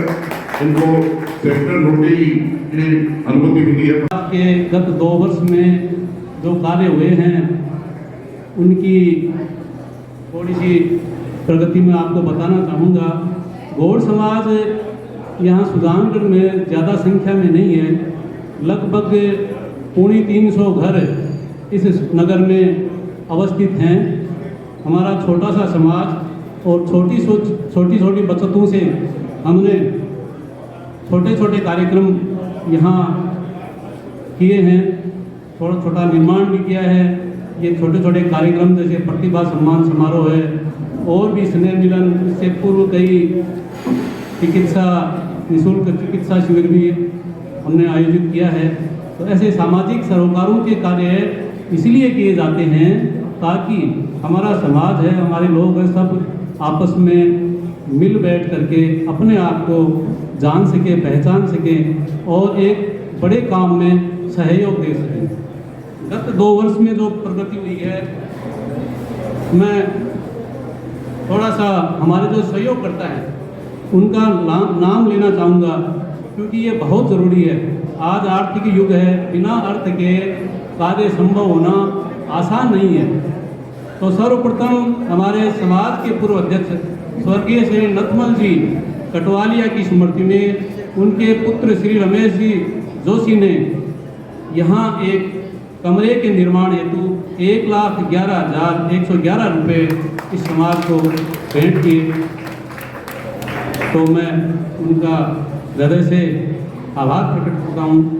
इसके अलावा इटली में हमारे समाज के कुछ लोग वहाँ बैठे हुए थे, उनसे हमारे अध्यक्ष महोदय श्री ब्रजमोहन जी सरोलिया ने आग्रह किया कि कुछ राशि की आवश्यकता है, अगर आप सहयोग कर सके तो उन्होंने तुरंत हाथों हाथ इस बात को लिया और प्रहलाद जी खंतवाल 21,000 रुपये, श्री विनोद जी सांकोलिया जो यहाँ विराजमान है 21,000 रुपये, श्री निरंजन जी सांकोलिया 21,000 रुपये, श्री प्रभु जी रघु जी सरोलिया 21,000 रुपये, श्री अशोक जी संदीप जी जोशी जयपुर 21,000 रुपये, श्री सुरेश जी गिलान 21,000 रुपये। उन्होंने तुरंत ये राशि इकट्ठी करके और 1,26,000 हमारे अध्यक्ष महोदय को श्री गौड़ विप्र के सम्मेलन के इस भवन के निर्माण में या अन्य दूसरे कार्यों के सहयोग के लिए तुरंत इन्होंने यहाँ भेंट करी। इसके अलावा 10 पंखे और 10 LED श्री नतमल जी हरिद्वार उनकी स्मृति में उनके पुत्र श्री ओम प्रकाश जी हरिद्वार ने इस भवन को भेंट किए। 13 गद्दे, 13 कंबल व अन्य सामान एवं अन्य और भी कई सामान थे वो स्वर्गीय शंकर जी मिश्र की स्मृति में उनके सुपुत्रों द्वारा इस भवन को भेंट किया गया। एक काजू पिसाई की मशीन प्रभु जी श्री रघु जी सरोलिया के द्वारा भेंट की गई। 2 स्टील की बेंच श्री श्याम जी मिश्र कौशिक द्वारा भेंट की गई। ऐसे तो बहुत सा सहयोग हमारे विप्रजनों ने इस भवन के लिए किया है। जैसे शादी विवाह के उपलक्ष्य में किसी के और अन्य खुशी के प्रयोजन में हम उनको बधाई देने जाते हैं तो मुक्त हस्त से उन्होंने इस भवन को, इस समाज को अपना सहयोग, अपना योगदान भेंट किया, जिससे इस भवन के संचालन में हमें सुविधा हुई। दूसरी जो हाल अभी जो नवनिर्मित हाल है उसका निर्माण हुआ है तो उसमें एक बड़ी राशि की आवश्यकता थी। हमारे अध्यक्ष महोदय श्री ब्रजमोहन जी सरोलिया ने ये एक प्रण लिया था कि इसके ऊपर एक भवन का निर्माण होना जरूरी है। क्योंकि राशि बड़ी थी तो एक व्यक्ति के द्वारा ये संभव लग नहीं रहा था। फिर इन्होंने अपने प्रयास से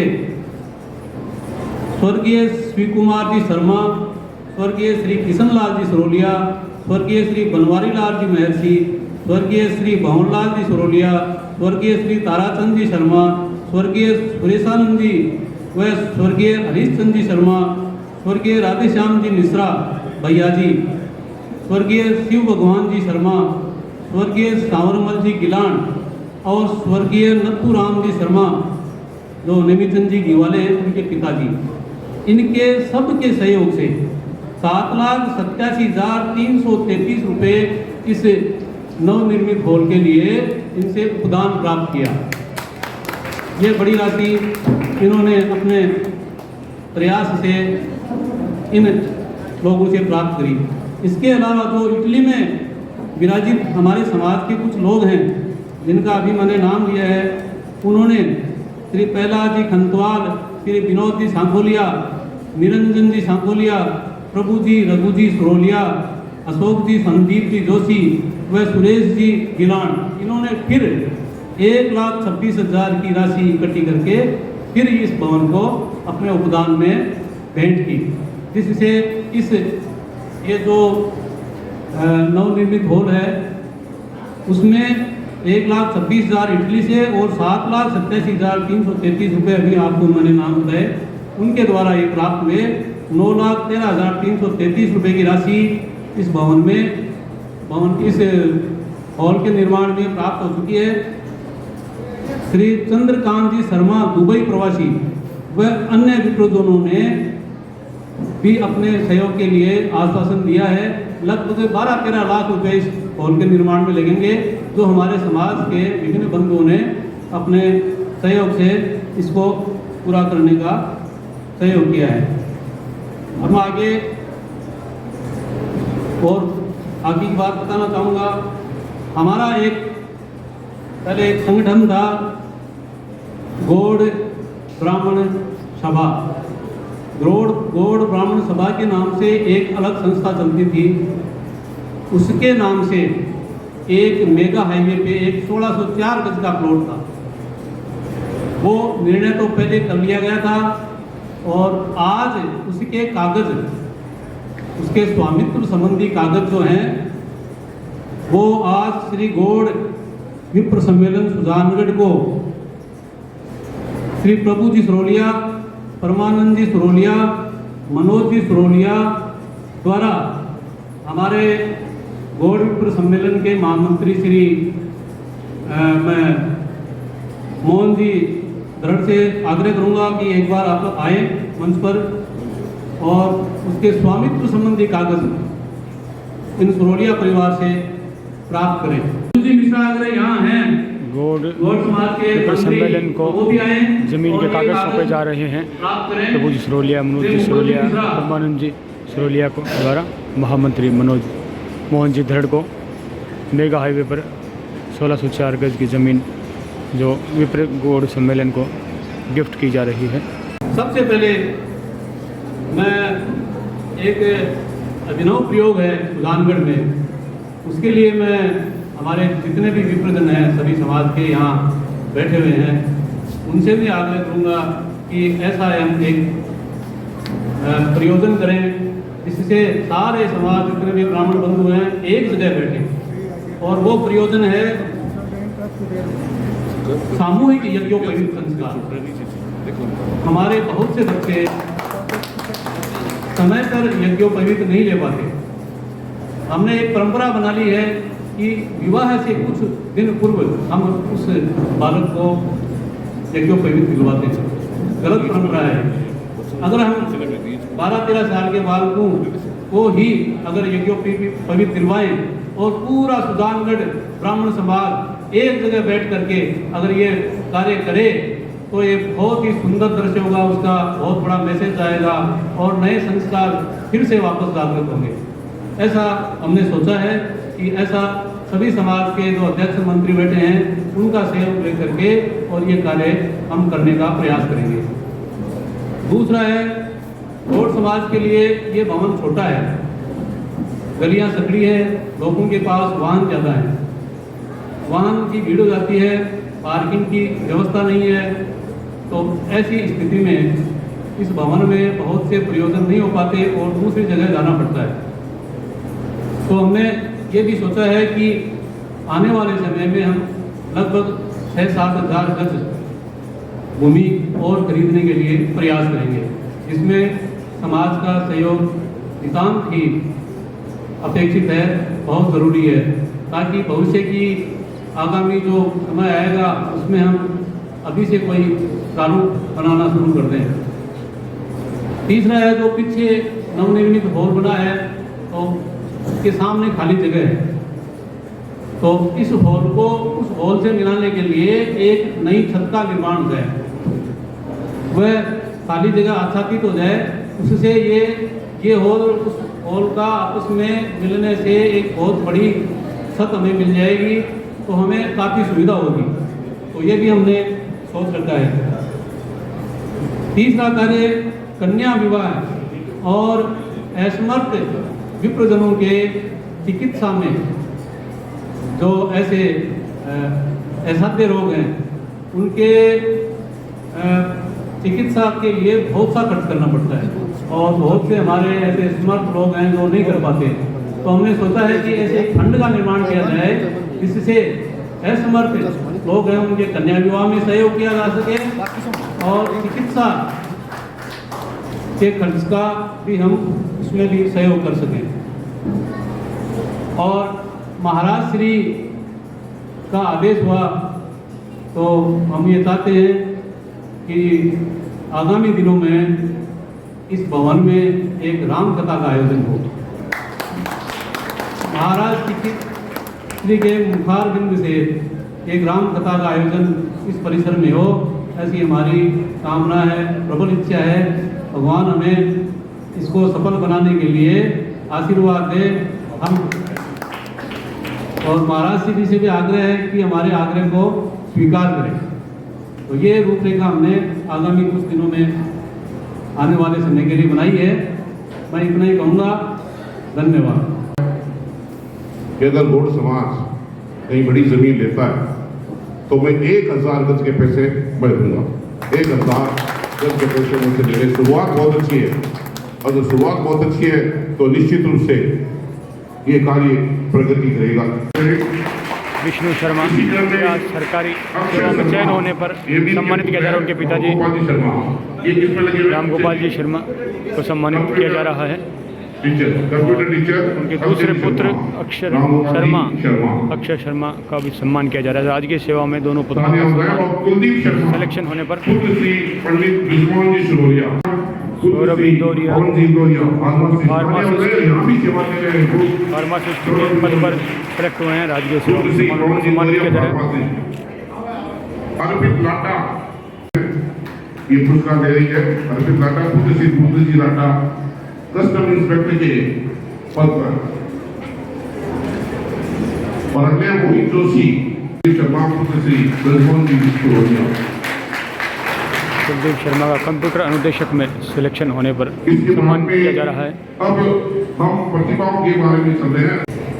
वैभव जोशी जिन्होंने डॉक्टरी की उपाधि MBBS कंप्लीट किया है मिदनापुर बंगाल से, उनकी माताजी सम्मान ले रही है। वैभव जोशी पुत्र सुधेंद्र जोशी।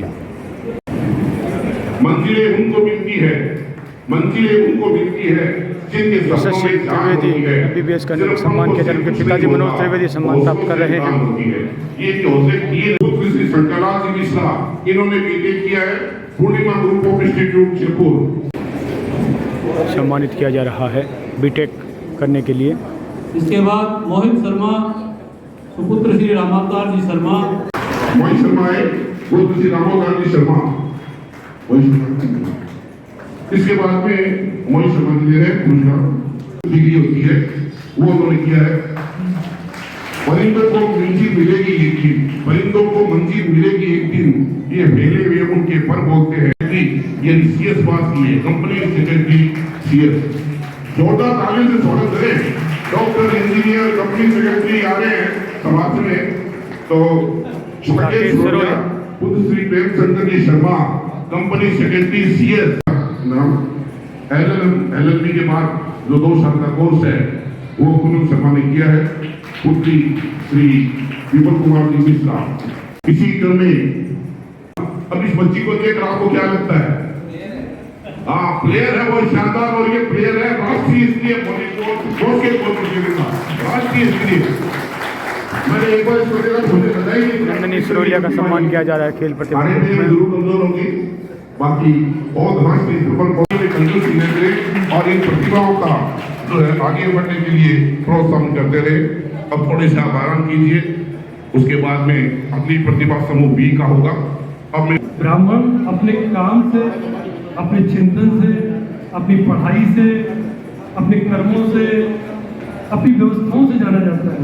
और ये ब्राह्मण समाज ही आज की डेट में समाज को एक दिशा दिखाता रहा है।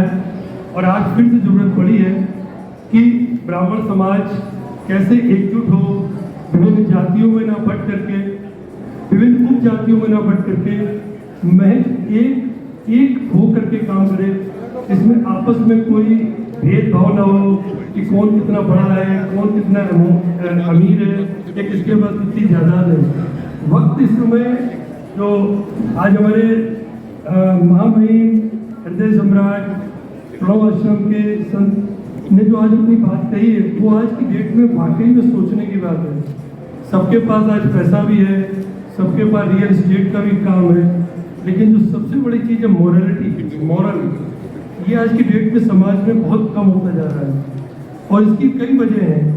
एक वजह है कि हमारा जो समाज, हमारा जो परिवार, पहले संयुक्त परिवार होता था, एक दूसरे के प्रति संवाद होता था, एक दूसरे के प्रति सम्मान होता था, एक दूसरे के प्रति प्रेम भाव होता था। आज हम गूगल की दुनिया में या व्हाट्सएप में या मोबाइल में इतना उलझ के गए हैं कि हम लोग हो सकता है एक साथ बैठ के खाना भी ना खाते हो, एक साथ बैठ करके एक दूसरे के बारे में सोचते भी ना हो कौन क्या कर रहा है।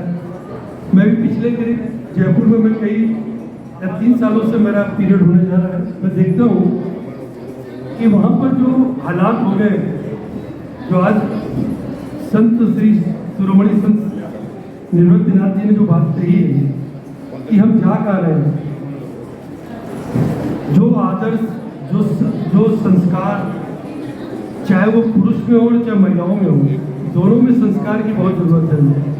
और सबसे बड़ी चीज़ है संवेदनशीलता, सबसे बड़ी चीज़ है एक दूसरे के प्रति आदर, एक दूसरे के प्रति प्रेम। आज ना आदर है ना प्रेम है, सब कुछ पैसे से गवर्न हो रहा है। और इसकी वजह से चिंताएं बढ़ रही हैं, लोगों में स्ट्रेस बढ़ रहा है, अवसाद की स्थिति आ रही है, डिप्रेशन बढ़ रहा है। और इस तरीके के जो आज कार्यक्रम सिरोलिया परिवार जी की तरफ से इसमें किया गया, मैंने भी इस तरह के कार्यक्रमों में हमेशा भाग लेने का प्रयास करता हूँ।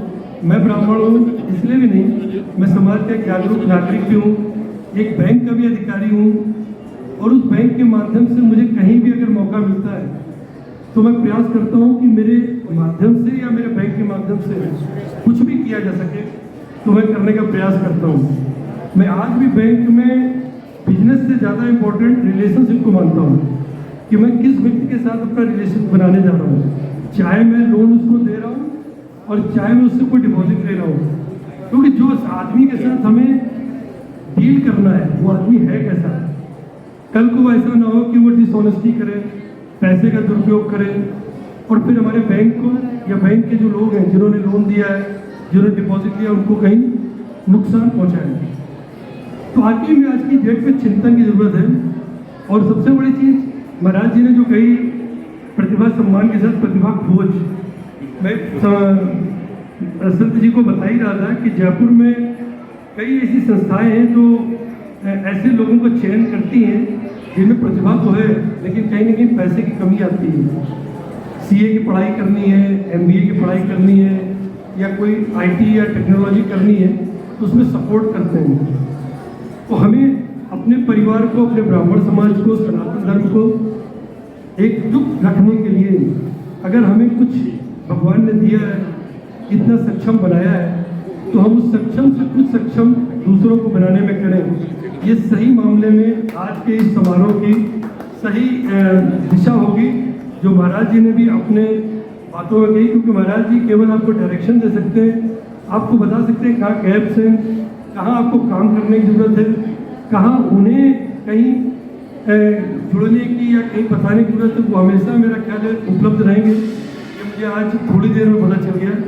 तो मैं इस कार्यक्रम के माध्यम से मैं भी अपना और अपने बैंक की तरफ से जो सहयोग हो सकता है इस नए भवन में भी वो भी मैं करूँगा। मैंने अपने कैलाश जी को बोल दूँगा कि मैं क्या कर सकता हूँ, क्योंकि इन सब समारोहों का केवल भाग लेना और केवल सम्मिलित होना और चाय पानी करके चले जाना नहीं है, बल्कि कुछ करने का समय है। और आज की डेट में सनातन वाकई में एक रिस्क के फैक्टर से गुजर रहा है और ये हम लोग अगर एक नहीं हुए तो हम लोग फिर बहुत नुकसान में रहेंगे। वरिष्ठ जनों का सम्मान किया जा रहा है, बुजुर्गों का सम्मान किया जा रहा है।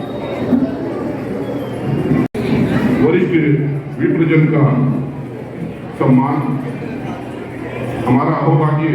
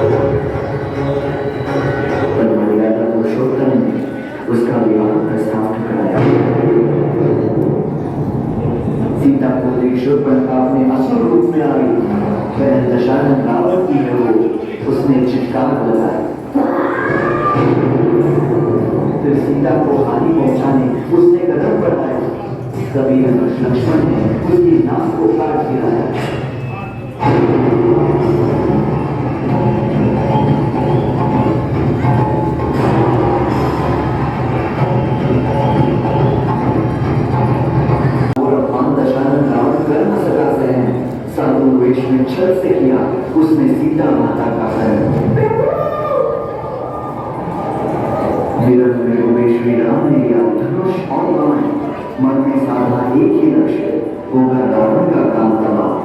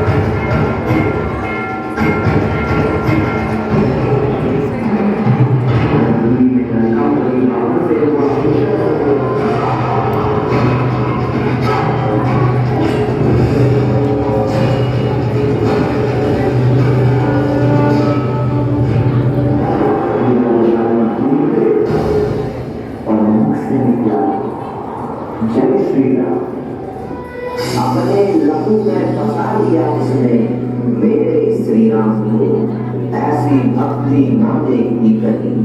नमन भक्त हनुमान को, नमन भक्त हनुमान को।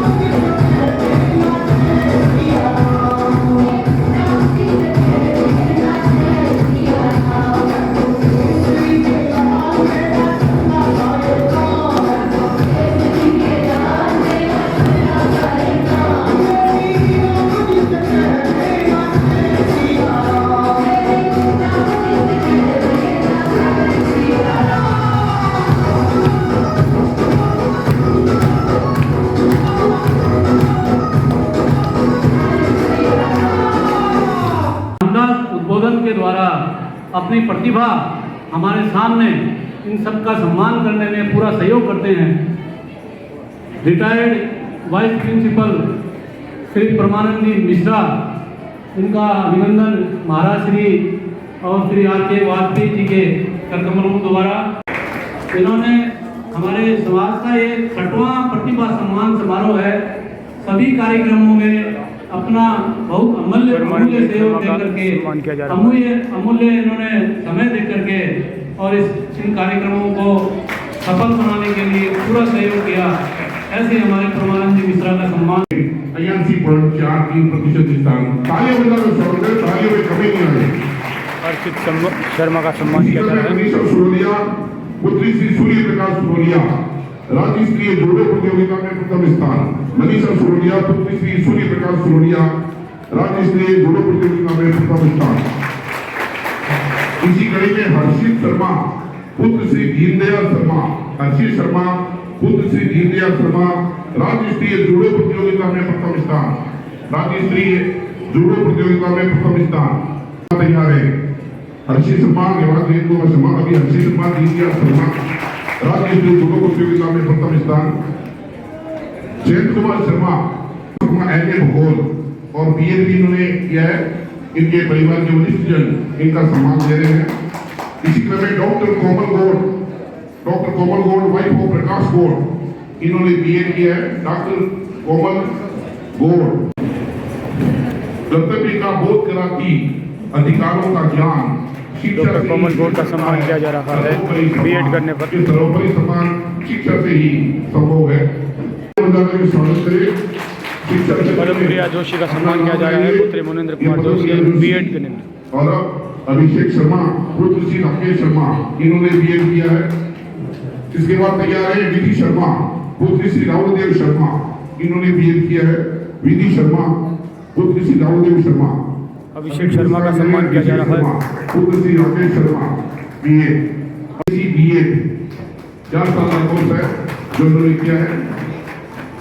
विधि शर्मा का इसके बाद कामना शर्मा BSc B.Ed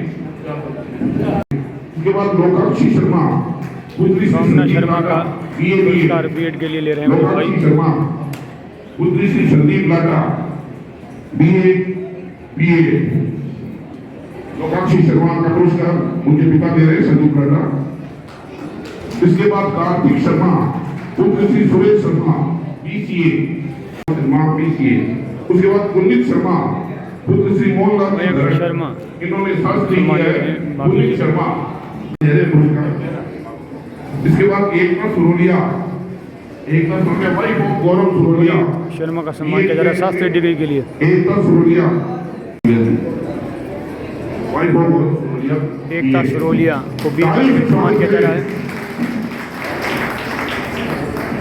75% और 12वीं वगैरह में हमने 60% का टारगेट रखा था, लेकिन जब प्रतिभा लेने के लिए आए तो आपकी तालियों में जोर होना चाहिए।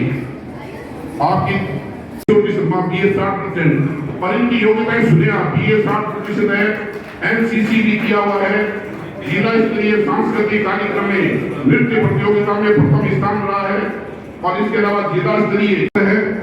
क्लास में ज्यादा बड़ी नहीं है, लेकिन इस किशन शर्मा संकटाल शर्मा ने जिला स्तरीय विज्ञान मेले में चंद्रयान का सफल प्रयोग करने वाले इसरो के वैज्ञानिकों से प्रेरणा लेकर चंद्रयान 3 का मॉडल बनाया है।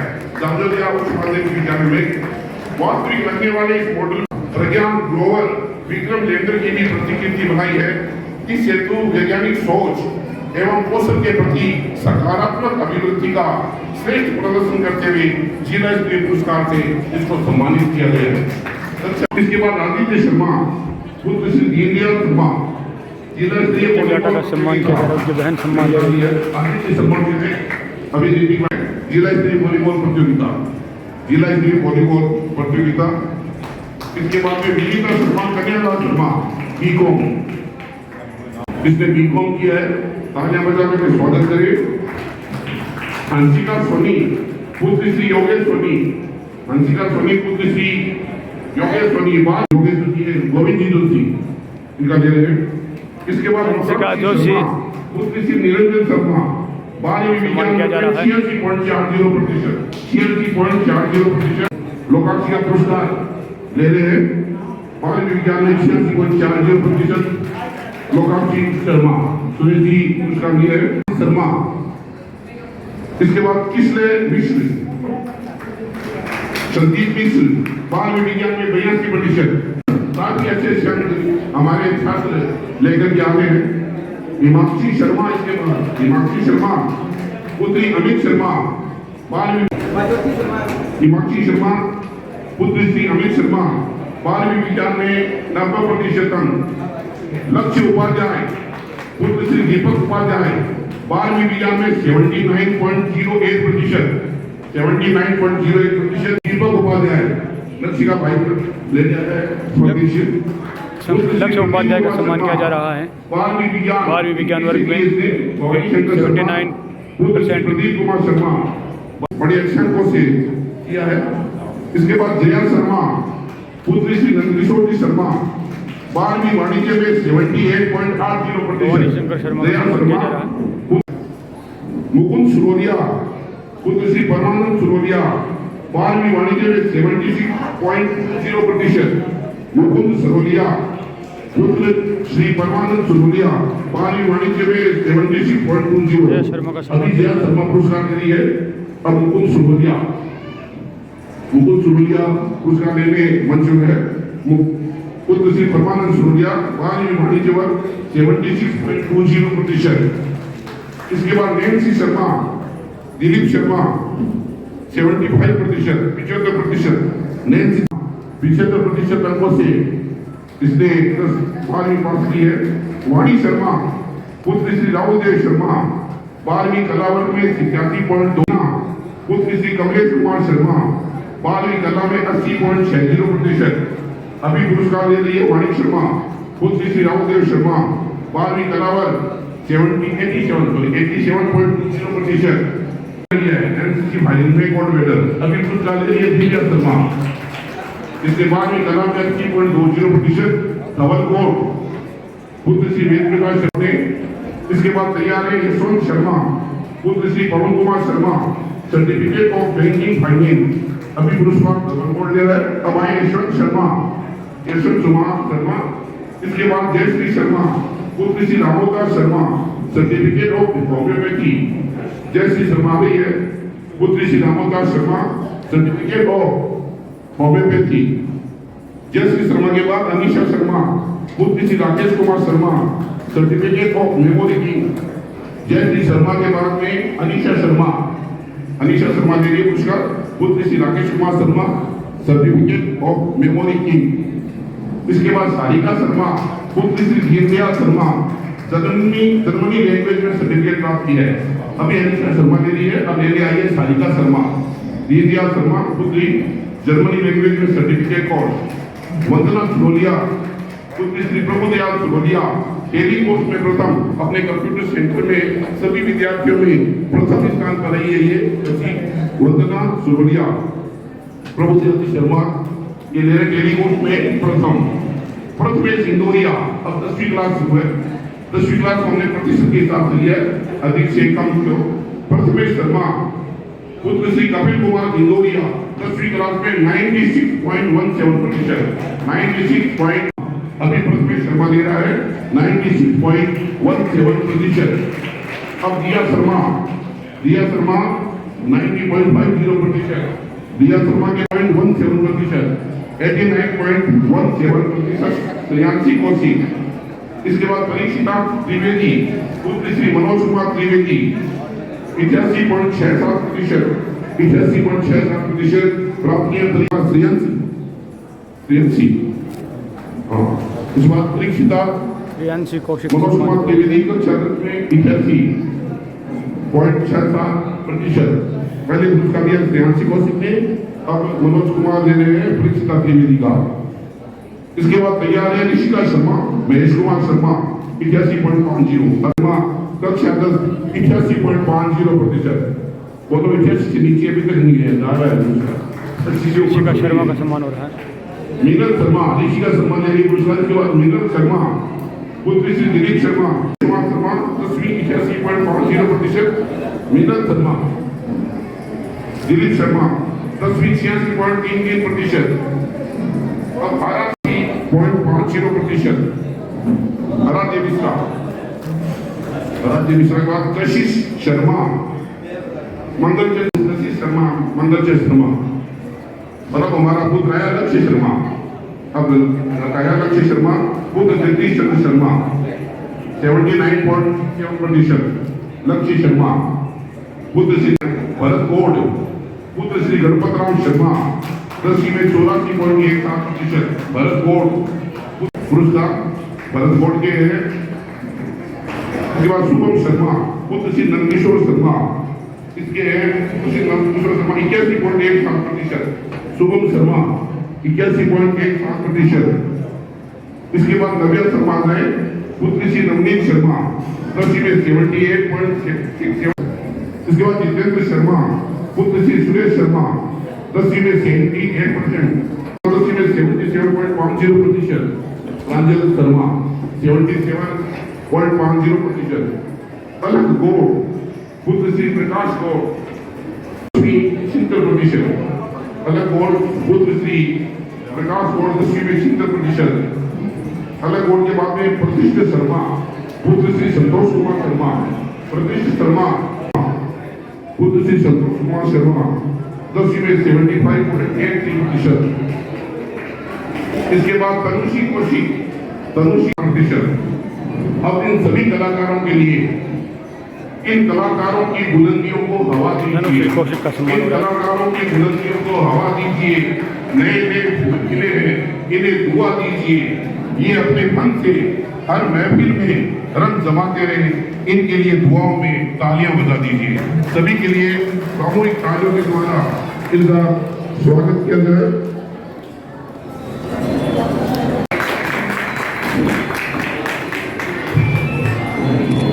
पुरस्कार बच्चों के लिए दिया जा रहा है सेंट्रल स्टूडेंट अकेडमी की। ये प्रसारा जी का, जी का इसी तरह के बच्चे आए और गौड़ समाज की इतनी अच्छी स्कूल के इतने प्यारे प्यारे बच्चे कौशल्या जी शर्मा का सम्मान किया जा रहा है। सीसी प्रिंसिपल उनके द्वारा शानदार प्रस्तुतियाँ। आपकी बजट और उनका तो तन मन और धन से इस कार्यक्रम में समर्पण है। इसके लिए गौड़ समाज इनकी और इनके परिवार की पूरी प्रशंसा करता है। दिल के खूबसूरत हो आप, मन से उदार मूर्त हो आप, तारीफ क्या करें आपकी, इस कार्यक्रम की सूरत हो आप। कैलाश जी सुरोलिया और इनके भाई जो है पवन जी सुरोलिया, श्रवण जी सुरोलिया, देवेंद्र जी सुरोलिया और वाजपेयी जी भी बालाजी के परम भक्त है। ज्यादातर में आते जाते रहते हैं। कैलाश जी का उनका विशेष स्नेह है। एक महाप्रबंधक स्तर पर रहते हुए भी अपने कर्मचारी पर इतना ध्यान देना, ये विनम्रता की पहचान है। आगे किसी स्त्री का हाथ होता है तो इन्होंने ये प्रोग्राम किया। इनका भी बहुत महत्वपूर्ण योगदान है। कैलाश जी घर से श्रीमती सावित्री देवी आगे वाजपेयी जी के घर से इनका दुपट्टा और पुष्पा। सुरोलिया परिवार की महिलाओं का सम्मान किया जा रहा है, जिनके द्वारा प्रतिभा सम्मान आयोजित हुआ है।